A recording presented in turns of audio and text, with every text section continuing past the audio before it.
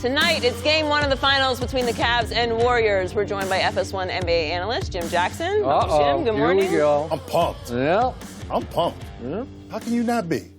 Well, you must think it's going to be actually a legitimate competition. I'm pumped too about that Game 7 I won. Yeah? With him? You. No, Houston. Houston. No, that Houston. wasn't the bet. That wasn't the bet. What was The bet wasn't on Game 7. It was Game 6. Well, you lost. I mean, Well, I know I lost. Okay, well- but I still picked Golden State and Cleveland to be here. Did It's you- just in between we lost. But anyway, Did you if break I the- give you the Henny, that's besides you the not point. drinking Speaking it anyway. Exactly. Well, Jim, I pay my bets. what is your prediction for the series? I predicted all along that Cleveland and Golden State would be here. Yeah. I think it's 4-2. I think LeBron gives you at least a game and a half. Now, the other guys got to pick it up. It's just one of these things where, to me, it's all about can it be competitive enough to make it interesting? Can the other guys really show up? Because the two games earlier this year that Golden State won on Christmas Day, Steph didn't play. This was a different iteration of the Cleveland Cavs, so Clarkson wasn't there, and those guys. So that's back when Isaiah Thomas was there. So this is a little bit different crew, but the dynamics of this game coming off of what Golden State had to go through compared to Cleveland going to be interesting from a mental perspective. I thought, LeBron at times looked mentally drained, but that was going through the process of getting to the championship. Right. I think now that he's here, the energy level will be a lot different. Conversely, the things that we saw with Golden State lead me to believe that this could be a little bit closer at times than what you may think, just because of some of the discord we saw and some of the flaws that came up in that Houston series. Miscommunications on defense, things like of that nature, not rebounding the basketball, kind of being out-battled, out-physical. So true. that just lends me to believe that I know Cleveland can at least get 2 games. Another question is, I got the Cavs. I mean, I just can't go against LeBron. And if Okay. anybody can do this, it's LeBron. But I have the same questions that you have. 2, 3, 4. What are you going to give me on a nightly basis? Yeah. If somebody's going to tell me they're going to be, you don't have to give me the names, but there's going to be someone different, or maybe the same person that's going to give me somewhere between 15 and 19 points on an every other night basis. I said, okay, this thing is really going 7, because I know Bron is going to give me somewhere between 35 and 40, and probably 10 and 10 in rebounds and assists. What concerns me is that if you think LeBron is going to be able to score 45 and then he gets 8 points, the next leading scorer is going to have 12. Yeah. They get beat really bad. Turnovers. If you can't turn the ball over against this team, they'll run you out of the building. You play a heavy premium because the further along you go, the more turnovers cost. So you better take care of the football. And the one thing— Or the basketball. Basketball. But the one bugaboo that the Cleveland Cavaliers have had, and we've seen it throughout the regular season and the playoffs, is the third quarter. And the one thing that the Golden State Warriors do better than anybody, Skip, they put the hammer down the first 5 minutes of that third quarter. And if it's a 5-point lead, it's 15 in a hurry. And if you're ahead, they normally creep back in the game. And the next thing you know, they got a 1 to 2 point lead. So can LeBron at least agree to play defense in the third quarter every night? Just in the third quarter. Just come out of the halftime and just say, I'm going to play defense. How much energy will he have expended just to keep this thing close? I don't know. And by the way, you keep dismissing the lack of help. And I'm going to remind you again, Kevin Love on Christmas Day at Golden State, in the same building they're going to play Game 1 tonight, had 31 points and 18 rebounds. That's not chopped liver. He averaged against Golden State in the 2 regular season games 24 points and 13 rebounds. Not chopped liver. If he gives us that in the playoffs, we'll win. Kevin Love in Game 4 at Cleveland last year in the finals against these same Golden State Warriors hit 6 3-point shots. He's capable. He's a 5-time All-Star who's played in a whole lot of big games alongside LeBron James. He will not shrink under this pressure. Sometimes he fades, but he doesn't shrink. The moments don't get too big for him. And I'm going to say this one last time because you hate to hear it, and I just like to get your goat, so to speak, across the table. Kevin Love, when the season was on the line and LeBron had to walk up the tunnel to the locker room in Game 7 against Indiana in the first round of these playoffs, gone for 5 clock minutes, Kevin Love took the game over against the Pacers, who had been taking the game over against LeBron.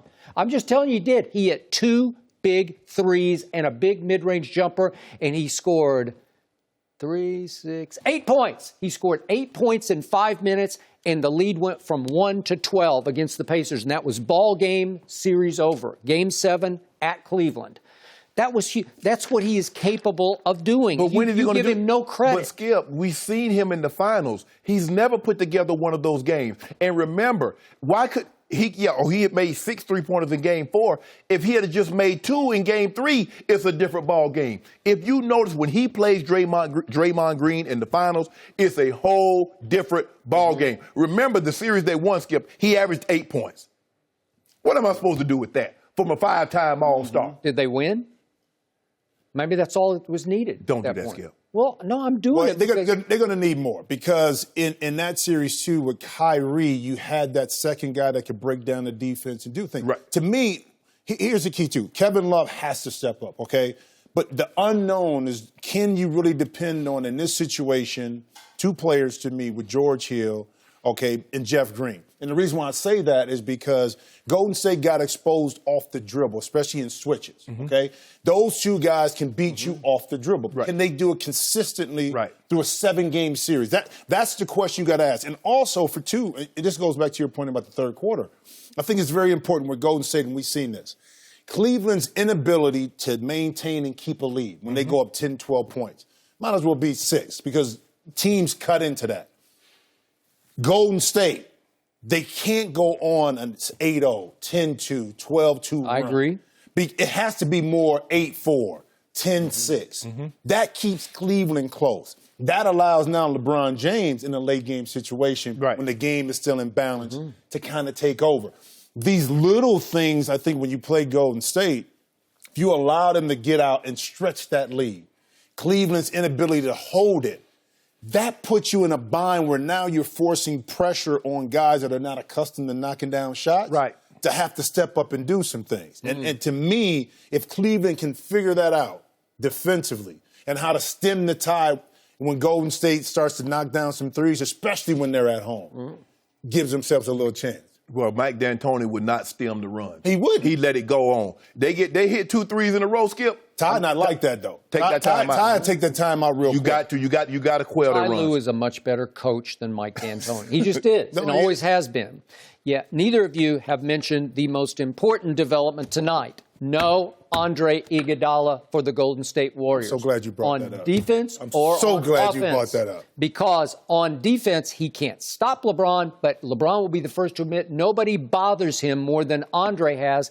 They have gone against each other 59 times in regular and postseason games, and they played against each other in AAU all the way up the ladder. He knows LeBron's game. He's 6'8", he's long, he's strong, and he's got some of the quickest 6'8" hands on a defender in the league.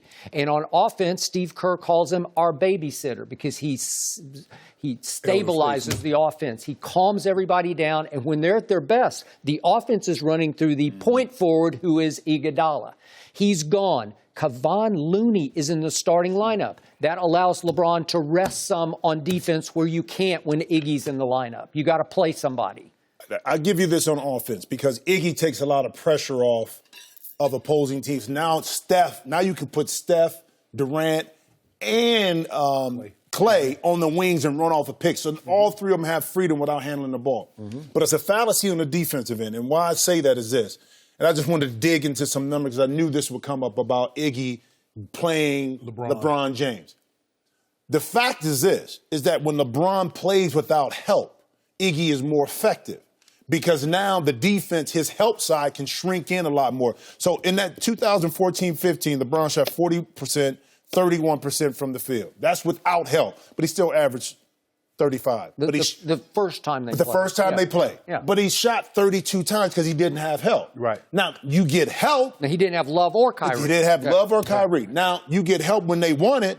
He had 31 points a game, but he shot 52 and he shot 38 with the same guy guarding because you can't help in as much. So when you don't have help, the defense can shrink the court. Iggy can get up into LeBron, and he can force him to situations. LeBron's going to shoot more, and his shooting percentage is going to come down. It's not always the effect of Iggy, but one-on-one defense is also predicated on how much help you got. Right. And when you don't have ancillary offensive players on the wing, guess what? As a defensive team, I can shrink in a lot more. And he had 34, 12, and 10 last year with Iggy. So I got Cleveland winning game 1 at Golden State. I think they're ripe. I think they struggled against Houston. I don't think they really have the sort of the edge and the confidence that I thought they'd have coming into this. And I think this is going 7, and I got Golden State winning game 7. I sure hope they win tonight because old Goat James. You don't have any. You're ye of little faith over there.